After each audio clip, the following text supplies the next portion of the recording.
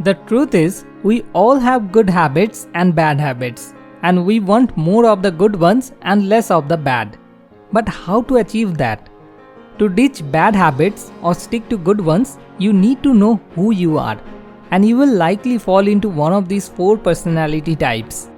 If you are an upholder, you find it easy to respond to your own and others' expectations. You always do everything on your to-do list. However, you tend to dawdle when there are no clear-cut rules or expectations. For example, if going to the gym is in the calendar, an upholder will go even if the weather is terrible or she is tired from work. If it's not in the calendar, though, she would probably skip it even if it would be a fine day to work out. If you scrutinize what's expected of you and comply only if they make sense to you, you are more of a questioner. This usually means that when you want to start a new habit, you take forever to gather momentum.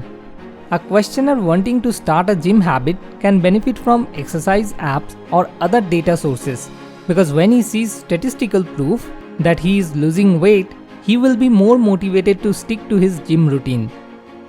If you are an obliger, you have no problem meeting expectations when they are imposed on you, but you find it difficult to impose expectations on yourself.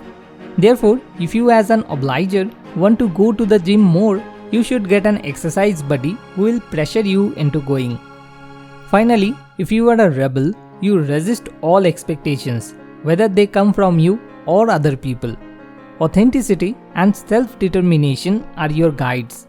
If you are a rebel, you should refrain from putting things in your calendar, if you have one at all, and just say to yourself, you are going to the gym today because you want to, not because it's in the calendar. Which type are you? Knowing this will help you form new habits. So smart idea number 1, know yourself first. Let's face it, most of us are pretty lazy.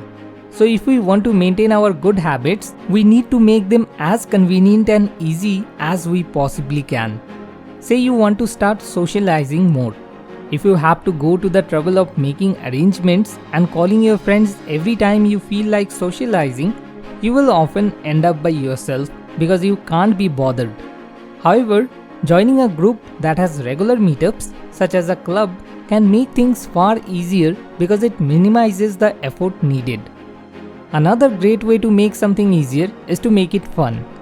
For example, when the stairs in a subway station in Sweden were transformed into a keyboard that played notes as you walked up them, the number of people who took the stairs instead of the escalator increased by 66%.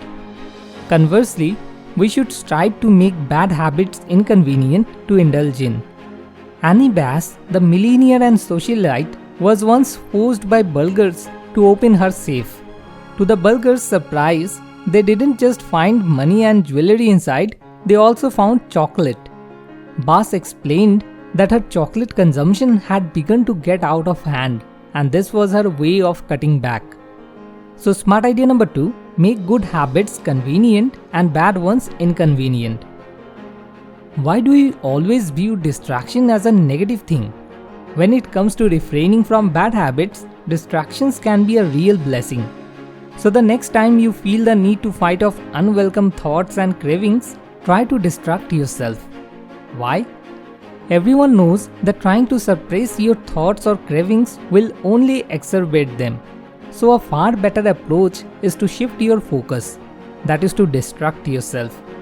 Research has shown that if we learn to move our attention away from a craving, it will weaken within just 15 minutes.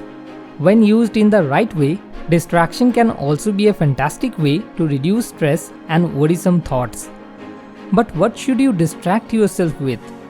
Research indicates that distraction as a strategy functions best when we shift our attention to something fun and absorbing, rather than something stressful or arousing. So opt for Kung Fu Panda, not Schindler's List. So smart idea number 3, find the right distractions to fight cravings. I have learned these things from the book Better Than Before by Gretchen Rubin. You can buy the book by following the link given below in the description. Thanks for watching. More wisdom, more solution, better life.